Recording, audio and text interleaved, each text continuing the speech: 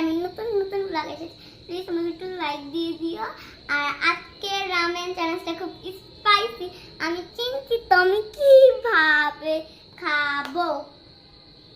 আর কিছু বলার আমার নেই, তো আমরা রামেন হলে দেখা হচ্ছে একটু পরে। তো গাইস এখন আমরা আমাদের ফুড চ্যালেঞ্জ রামেন গুলো খাওয়া শুরু করছি। আর এত ঝাল বলার মতো না। আর চলো লেটস গো চলো। আর গাইস আমার সাথে আমার বোনও খাবে, আর আমরা দুজনের জন্য দুইটা বাটি নিয়ে এসেছি। তাহলে এখন আমরা খাওয়াটা স্টার্ট করি।